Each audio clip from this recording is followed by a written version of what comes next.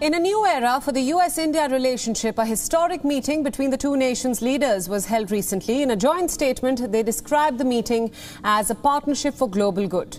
US President Joe Biden said that the relationship between India and the United States, the largest democracies in the world, is destined to be stronger. We'll show you how in this special broadcast. Welcome to WION World is One. My name is Priyanka Sharma, and you've tuned into our weekly special broadcast of the WION VOA co-production. Let's get started now. The US withdrawal from Afghanistan did little to reduce tensions between India and Pakistan. Anita Powell reports from the White House on how President Biden, fresh from a historic meeting with the Indian leader, is approaching relations with the two South Asian rivals. Take a look. Well, welcome. A new era for the US-India relationship, with a historic meeting between the two nations' leaders. In a joint statement, they described the meeting as a partnership for global good. I think that the relationship between India and the United States, the largest democracies in the world, is destined to be stronger, closer, and tighter, and I think it can benefit the whole world. But what about Pakistan? The nation is wedged between its arch-nemesis, nuclear-powered India, and volatile Afghanistan. In recent weeks, since U.S. withdrawal, thousands of desperate Afghans have fled to Pakistan to escape the new Taliban government. As U.S. President Joe Biden met with Indian Prime Minister Narendra Modi on Friday, Pakistan's leader took to the world stage at the UN General Assembly to ask that very pointed question and to accuse the U.S. of hurting Pakistan during its 20-year conflict in Afghanistan. There's a lot of worry about in the U.S. about taking care of the people who helped them, the interpreters and everyone who helped the U.S. What about us? The only reason we suffered so much was because we became an ally of the U.S., of the coalition in the war against Afghanistan. Those remarks are likely to inflame tensions between the U.S. and Pakistan and between Pakistan and India. It's clear that the Biden administration has lost patience with Pakistan and its leadership, which it feels has played a double game over Afghanistan, pretending to be an ally, but actually supporting the enemies of the United States. VOA asked White House Press Secretary Jen Psaki why the leaders of the U.S. and Pakistan have not met face-to-face, especially after Biden last week vowed to embrace what he called aggressive diplomacy.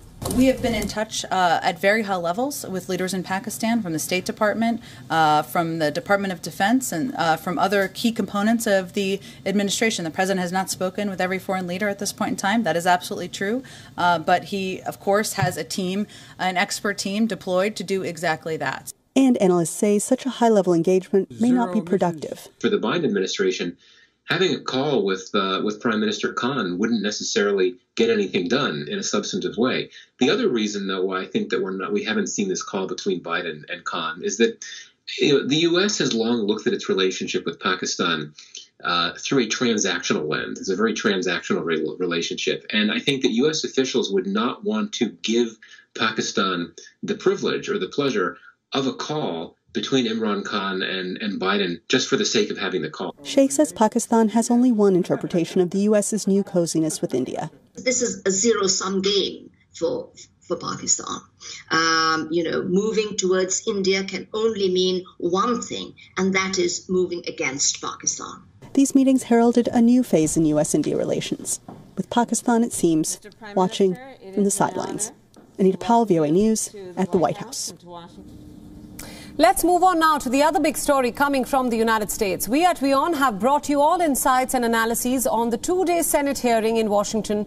We watched on as lawmakers from across party lines grilled the top U.S. military generals on the chaotic withdrawal that left 13 U.S. troops dead and Afghanistan in the hands of the Taliban. At these hearings, there were big revelations and awkward silences and a lot more. Now, to discuss this further, joining us now from Washington is Voice of America's correspondent, Chris Cahill. Chris, thanks so much for joining us on this special broadcast. My first question to you, the top U.S. military leaders face some tough questions from lawmakers. So what were the main takeaways from the 2 days?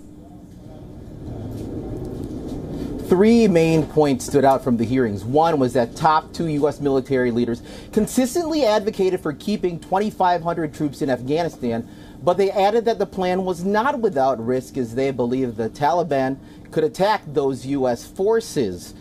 Secondly, top defense leaders said that U.S. intelligence failed to anticipate how rapidly Kabul would fall to the Taliban.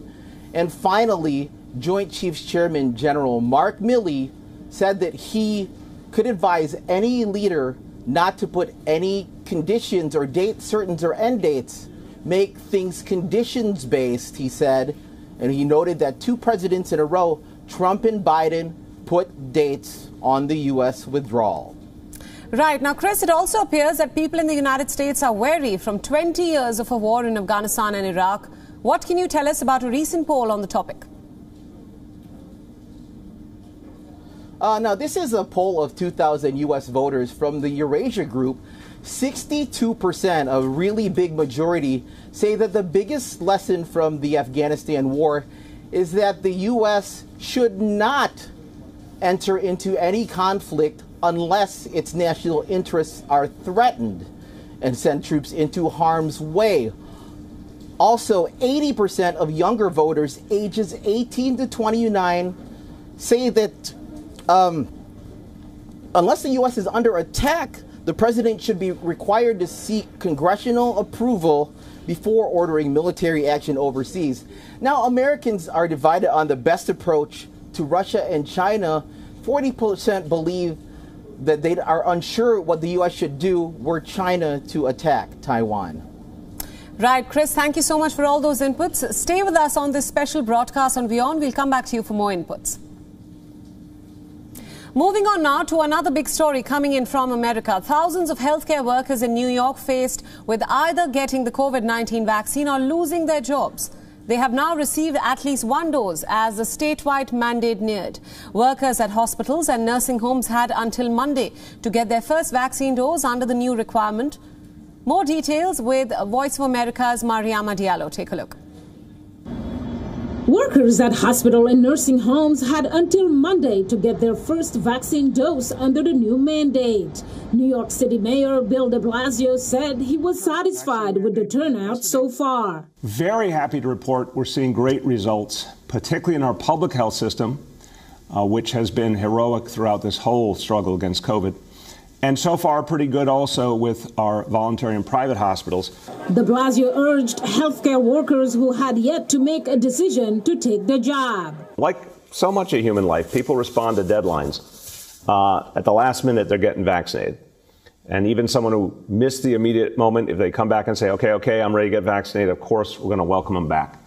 So we have evolving information hour by hour. Nearly 100% of nurses and doctors were fully vaccinated, according to New York City Health and Hospitals President Dr. Mitchell Katz. His company operates public hospitals and clinics in New York City. Over 95% of my nurses are vaccinated today. Close to 98, 99% of my doctors have agreed. All our facilities are open and fully functional. A physical therapist from upstate New York who doesn't want to take the jab has been given a temporary religious exemption. She says she's confident a judge would uphold the exemption when the court rules in October. Most of my religious exemption was based on the fact that, like I said, I was a COVID provider for the last year and a half. I didn't come down with it. I believe that God protected me the whole time that I was in the hospital. New York Governor Kathy Hochul said she stands ready to bring in more health workers if needed. I will be signing an executive order to give me the emergency powers necessary to address these shortages where they occur. That's going to allow me to deploy the National Guard who are medically trained, deploy people who've been retired who may have had a license lapse, bring in people from elsewhere. The vaccine push comes as a federal appeals court ruled this week that New York City can require all public school staff to be vaccinated. Mariama Diallo, VOA News.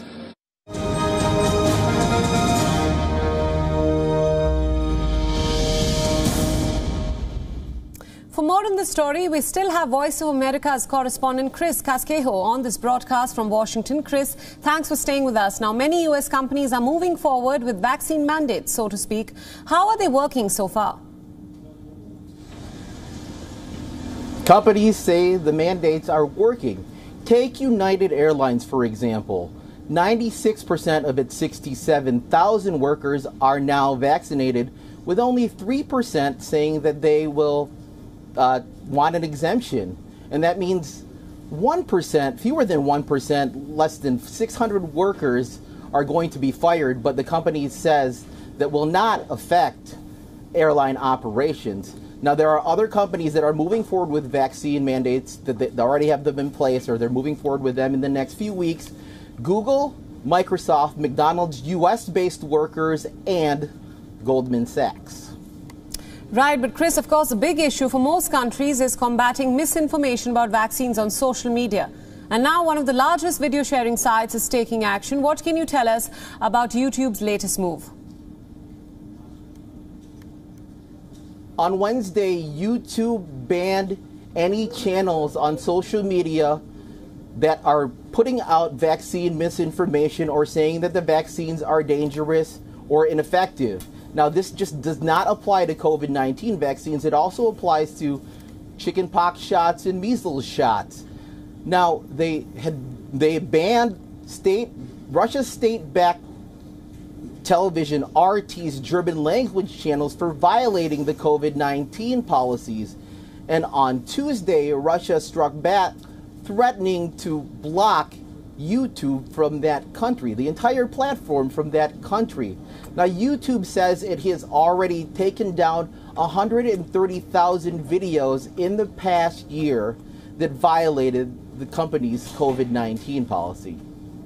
Chris Casquejo, thank you so much for joining us on this special broadcast on WION all the way from Washington. Thanks for all your inputs.